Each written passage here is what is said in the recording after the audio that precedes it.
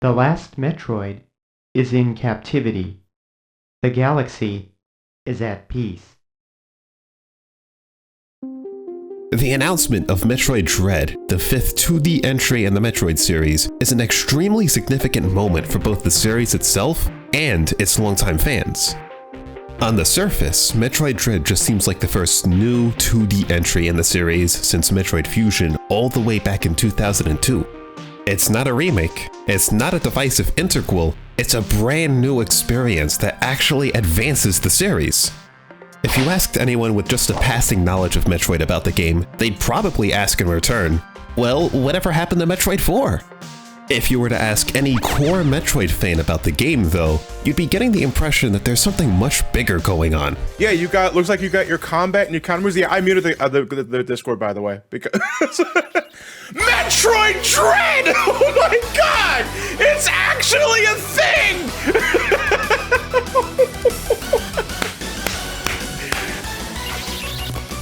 What? That's all they had to do was drop the title Dread. I can't fucking believe it. Oh! Yeah! Oh! Oh my god! What? Oh! Oh my gosh! Oh! Oh my gosh! While Metroid Dread is a brand new game in the series, its existence is nothing new to longtime fans.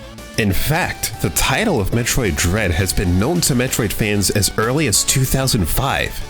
To give you some perspective, that's 3 years after the release of Metroid Fusion, and 16 years before Metroid Dread was revealed at E3. This not only means that Metroid Dread is older than most of the people using Twitter right now, it also means that the gap between Metroid 4 and Metroid 5 is just barely longer than the entire development cycle of Duke Nukem Forever. What? Did you think I was gone forever? The history of Metroid Dread's development and the rumors behind it is already a long one, but with its announcement and new interviews with series producer Yoshio Sakamoto, there's now a clearer picture of Dread's long journey from the Nintendo DS all the way to the Switch. Ironically, while Metroid Dread was one of the many games that was not leaked at E3 2021, the story of Metroid Dread begins with the game being leaked ahead of E3. You know what? That's Sony's issue, not my problem. It all started in 2005 when GameInformer announced the game in the June 2005 issue of their magazine, an issue that regrettably seems to have been lost to time. Fortunately, mods on GameInformer's now defunct forum confirmed the game's existence, even confirming a few extra details. Even as early as 2005, Dread was confirmed to be a sequel to Metroid Fusion, slated for release on the Nintendo DS. Word seemed to spread that even Nintendo of America was surprised that the game had no E3 presence, with inklings of rumors claiming that Metroid Dread hadn't even left the planning stages by this point. Dread's existence was later corroborated by IGN, the only news outlet on the planet measured by the strength of their Godhand review. Wow! Around this point in time, IGN had actually gotten hold of an official list of internal Nintendo software, discovering a number of different DS games that were set to be announced in the future, though they kept quiet about seeing this list for a few more years. In a September 2005 mailbag, Craig Harris, co-founder of IGN, answered a fan question about Metroid Dread, saying that it's the real deal, and that it might have been too early to show in E3 documentation at the time. He then closed off his answer by simply stating to expect more info on Metroid Dread in the coming year. Though Nintendo themselves hadn't outright confirmed the game's existence, the first semi-official acknowledgement of Dread was in early 2006 in the first issue of the UK-based official Nintendo magazine. Not only does the very first issue tease a new Grasshopper title for the Nintendo Revolution, it also covered the release of several Nintendo titles at the time. Among them were Metroid Prime Hunters and Metroid Prime Pinball, but on page 20 of issue 1, there's a section that lists the release dates of upcoming games. In that section, both Metroid Dread and Metroid Prime 3 are listed as to be confirmed 2006.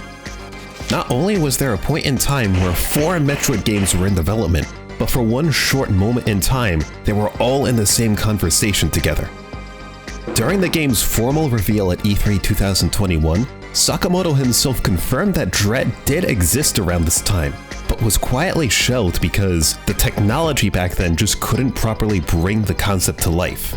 The same interview also mentions that development of Metroid Dread was restarted sometime later, but was cancelled for the same reason. 2 previous iterations of Metroid Dread are confirmed to have existed before its formal announcement at E3, but that's something we'll get back to a little later on.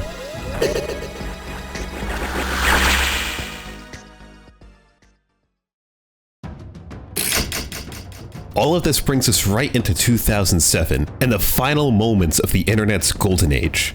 Nintendo's own insider forums were mere months from closure, the iPhone was still seen as just a novelty, and Halo 3 was just on the horizon.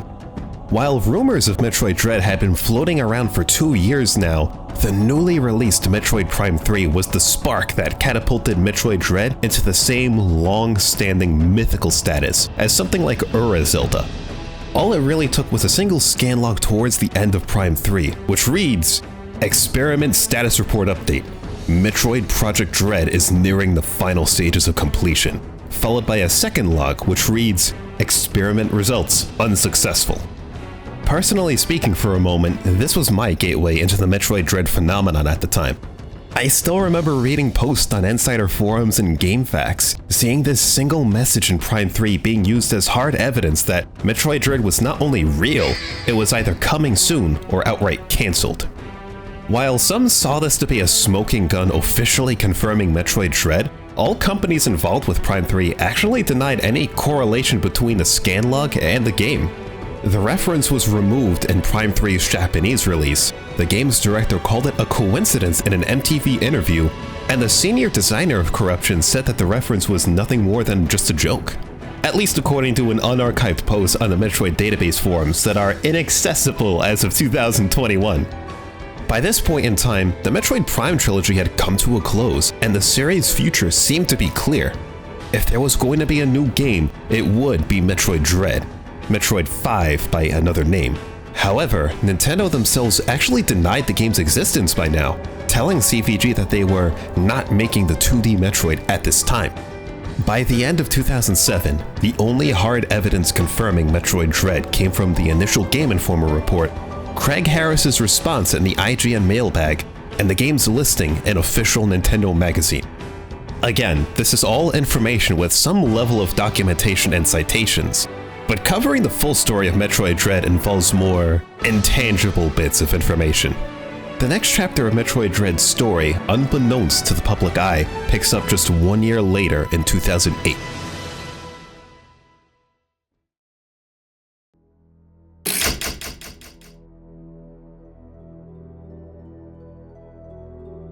If you're familiar with Did You Know Gaming, Nintendo Life, or Unseen 64, the odds are good you stumbled across the handiwork of Liam Robertson at some point or another. Known for his independent reports on video game rumors and secrets, he published a video on his own YouTube channel in 2015 titled Metroid Series Development Secrets. Naturally, this included info about Metroid Dread, courtesy of well-placed Nintendo of America sources. According to these insiders within Nintendo of America, Metroid Dread was merely just concepts and design documents, which at least seems to line up with those 2005 rumors on GameInformer's own forums, until a prototype of the game was finally made around 2008 to be eventually shown off behind closed doors at E3 2009. The prototype allegedly had an art style extremely similar to Fusion, to the point of being mistaken for a port of the game. What's more, the game was no longer known as Metroid Dread, simply codenamed Metroid. Now, the validity of Liam Robertson's report lies firmly in the hands of the beholder. It certainly does add more perspective and even more possibilities to the game's already muddled development history, but it's better not to dwell too much on it just for right now. For the time being, just know that if Liam Robertson and his sources are correct, a prototype of Metroid Dread was allegedly being shown at the very same E3 where Metroid Other M was unveiled for the very first time.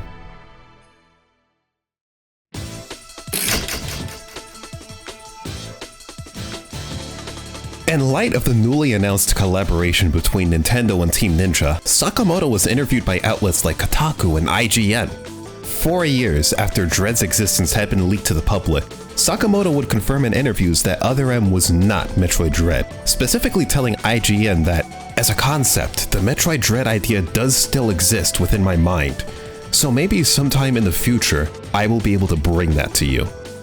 This would mark the first time since the game's leak that Metroid Dread was not only acknowledged by name, but also confirmed in any official capacity.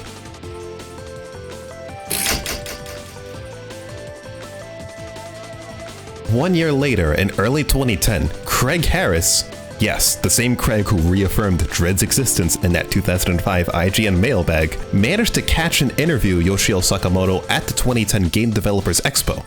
By this point, I can only assume Craig took it upon himself to deliver news of Metroid Dread to the fans, with his first question simply being, whatever happened to Metroid Dread? Sakamoto exasperatedly insisted that the game was real and to be patient, even pointing out that the game had never even been officially announced. In a separate interview with Games Trademark, when asked if Dread ever existed, Sakamoto responded, "I'm sorry, but we would like to keep that game a mystery. My hope, if at all possible, is to reset the situation at once and start from scratch." It should be noted, the very same interview also asks Sakamoto about the possibility of a 3DS Metroid game. Sakamoto then responds by saying that he was very busy with Other M, to the point that he was practically working out of Team Ninja's offices during development, and that he honestly had no knowledge of the 3DS hardware at the time. This was also something he had shared in a separate interview with Revo Gamers just a few weeks earlier. Interestingly, courtesy of a translation by Nintendo World Report, that same Revo Gamers interview also sees Sakamoto mention that there were outright no plans for a new 2D Metroid at that point in time. Finally, around May 2010, Craig Harris would once again touch upon the topic of Metroid Dread, this time in episode 75 of IGN's Nintendo Voice Chat podcast. For those who are just joining us, I am the host Craig Harris, who handles the Nintendo coverage on IGN. Yeah, way to go. I'm Jack. And Samuel Claiborne, everybody. How's it going? Woo! All right, so what did we miss? What did I miss? Yeah, I wouldn't be surprised to hear about. I mean, I know it would be stacking it up pretty close, but I would be surprised to hear about a DS Metroid sometime soon. Well, they still have Metroid Dread, at least the script for it, and I bring it up every single time, and they do have the story. I mean, I saw the synopsis of the game, and I know it exists, and they pulled the plug at the last minute. So I mean, I know that exists, and they can always bring it back. Craig's statement, combined with Sakamoto's previous interview with Games Trademark, paints a pretty clear picture of where Metroid Dread stood at this point in time. The game was no longer in active development, and interestingly, Craig's wording of pulling the plug at the last minute seems to suggest that the game wasn't that early in development before its cancellation. Sadly, 2010 would be the start of a long dry spell regarding any info on Metroid Dread, be it from Sakamoto or otherwise. In the time between now and the next real bit of information about Metroid Dread, Nintendo announced and released their first HD console, Duke Nukem Forever finally released to polarizing reception, and James Cameron still couldn't finish Avatar 2 by the original date of 2014.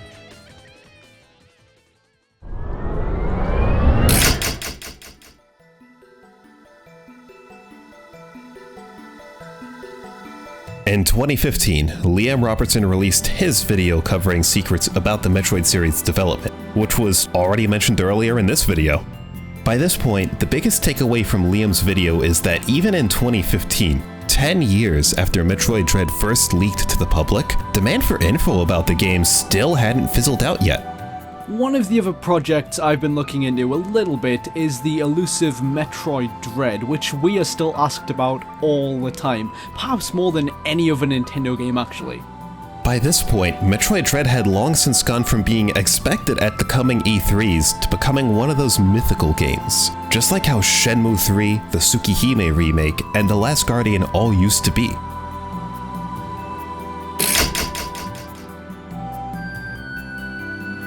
2016 marked the Metroid series milestone of a huge 30-year anniversary. While fans of the series celebrated with the release of the fantastic AM2R, the only fan-made Metroid 2 remake that finished development, Nintendo celebrated by hitting the fan remake with the DMCA and releasing Next Level Games' co-op spin-off, Metroid Prime Federation Force. Now, Metroid 2 remakes and Nintendo DMCAs both make for topics worthy of their own videos, but it's important to mention here in order to remember where Metroid stood at the time. It has been almost 10 years since a Metroid game has been released, far too long for the fan base to go without a new property to enjoy. Metroid Other M came out 5 years ago. That was pretty good. Execute him! This is what we do to fans of Other M. On the series' 30-year anniversary, Metroid fans hadn't seen a new mainline entry in 6 years, a good Metroid game in 9 years, a good mainline game in 12 years, and a numbered 2D entry in the series in 14 years. There hadn't even been a passing mention of Metroid Dread in 6 years, unless it was reminiscing about the game's status as a never was. Metroid Dread had secured a status as one of those endless video game mysteries, up there with the likes of Castlevania Resurrection on the Dreamcast. That said, in a weird, almost fitting kind of way, Castlevania Resurrection also best describes the next turn that Metroid Dread's development would take.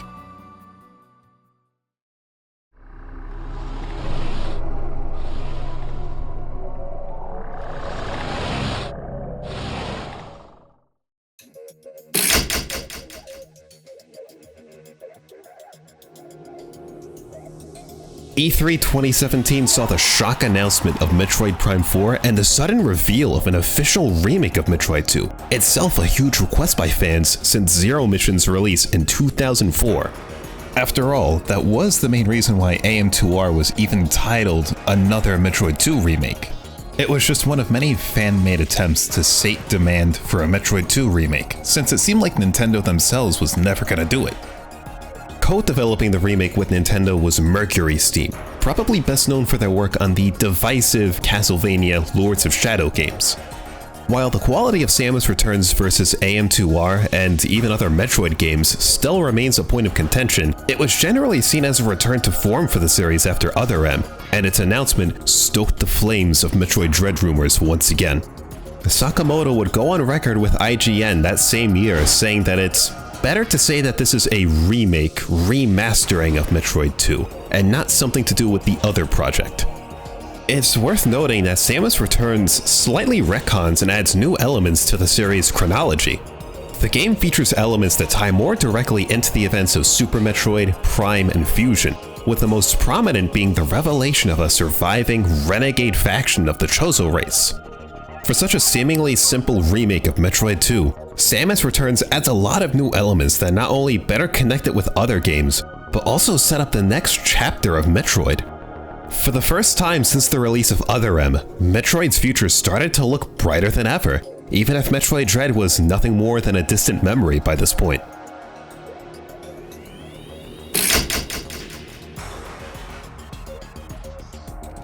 In 2018, Sakamoto was interviewed by Spanish video game outlet Hobby Consolas about Samus Returns, who knowingly slid a question in about why it took so long to get a core Metroid game on either the 3DS or the DS. In a rough translation of Sakamoto's own words, the Nintendo DS did not have the technical specifications to make the new Metroid that I had in mind.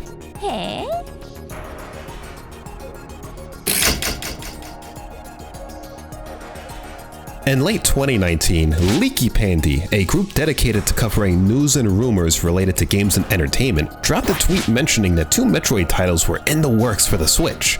The first is a Switch port of Metroid Prime Trilogy, which, mind you, was first reported as being long finished since the start of that same year, and the latter being a remake of Super Metroid in the style of Samus Returns.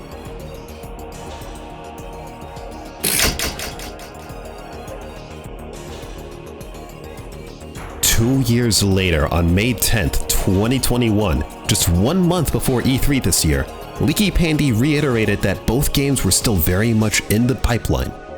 By this point, the Metroid Prime Trilogy rumor was basically to modern Metroid fans what Dread was to older fans. But the Super Metroid rumor only seemed to be reported on by Leaky Pandy and no other insiders or leakers, at least as far as I can tell. Fast forward just 1 day later to a blog post by another apparent leaker, Zippo, titled "Why Nintendo's 2021 Will Be a Sequel to 2019." going over their current lineup of announced titles and what they still have in the cards. Among the listed games that he knows of is a new 2D Metroid by MercurySteam, which was already completed.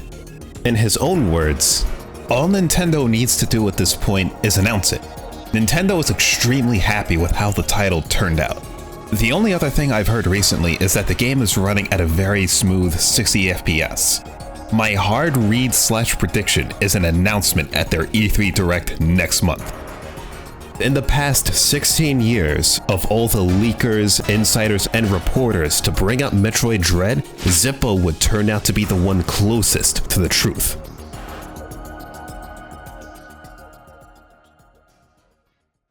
But today, we'd like to introduce another new entry in the Metroid franchise. Please take a look.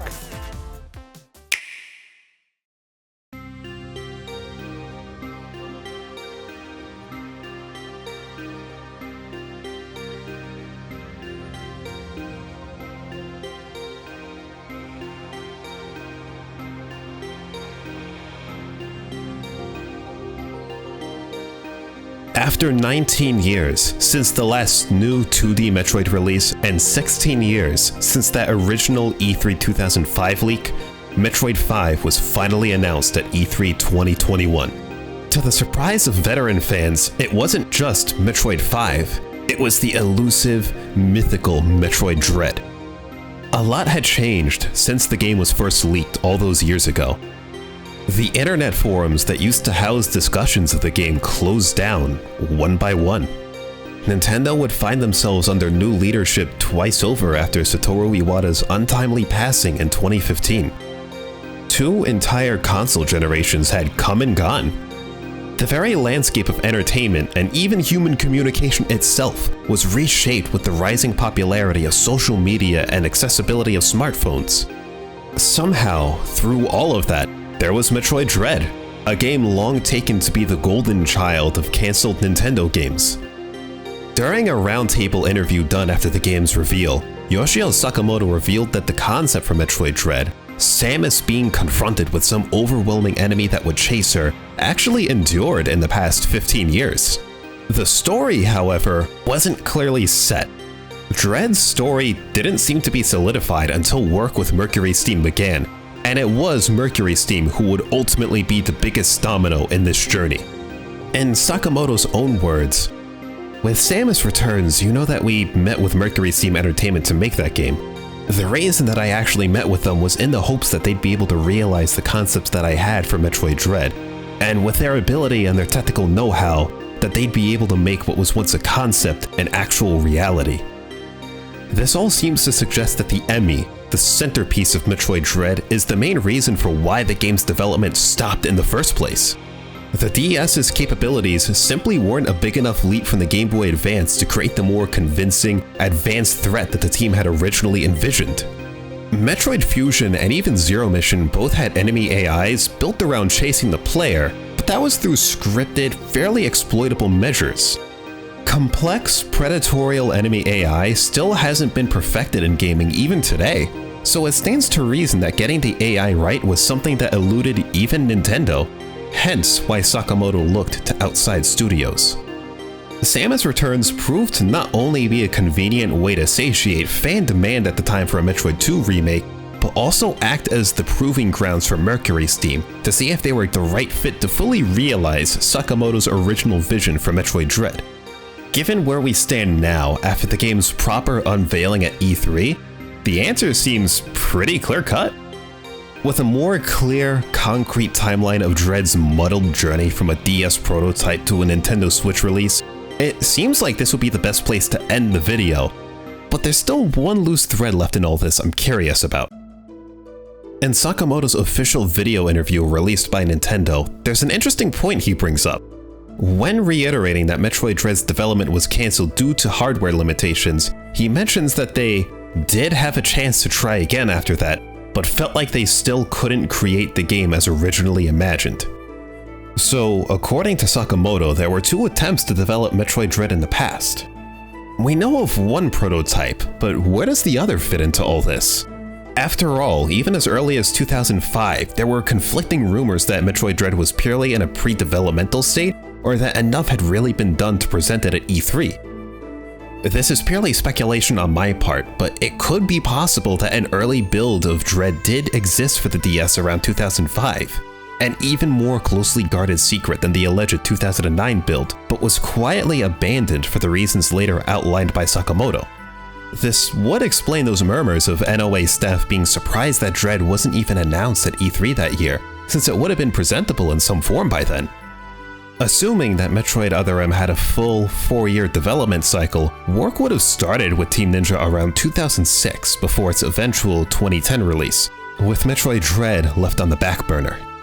Years later though, Nintendo would release a revision of the DS, the Nintendo DSi. It's possible that development on Metroid Dread was restarted with the DSi in mind, since the DSi was a bit more powerful than the standard DS. Seeing that the original DSi also released in 2008, this could conceivably line up with Liam Robertson's report of a prototype being shown off behind closed doors at E3 2009. However, since the DSi's improved specs were not only marginal but also ended up going unused in DS games, this second attempt at making Metroid Dread would be met with the same issues as the first. Moreover, with 2009 marking the tail end of Other M's development, it stands to reason that Sakamoto's primary focus at that point would be seeing the newly announced Metroid game to completion. Now, I'm just one guy from the Big Apple. This is just a single theory built off a pile of breadcrumbs gathered across 16 years. For all we know, those rumors that Dread never had a prototype until 2009 could be true, or the gap in development mentioned by Sakamoto might not even be that big at all. Even during the production of this video, new interviews and tidbits have already been coming out that have recontextualized parts of this entire timeline, and I have no doubts that this will continue to happen as time moves on. Eventually, there'll probably be an even more comprehensive timeline of Metroid Dread's development, and maybe, just maybe, we'll really see the full scope by then. For now, I can say that it's been a long journey to see Metroid Dread go from a what if to a tangible, real game with gameplay footage, box art, and a release date. For the first time in over a decade, a new Metroid game is coming out that isn't a remake, an interquel, a spin-off, or a port, and there's something really exciting about that. While it remains to be seen if Metroid Dread will truly be worth over a decade of waiting, there is one thing I do know for certain. After 16 years, Craig Harris still has not forgotten about Metroid Dread.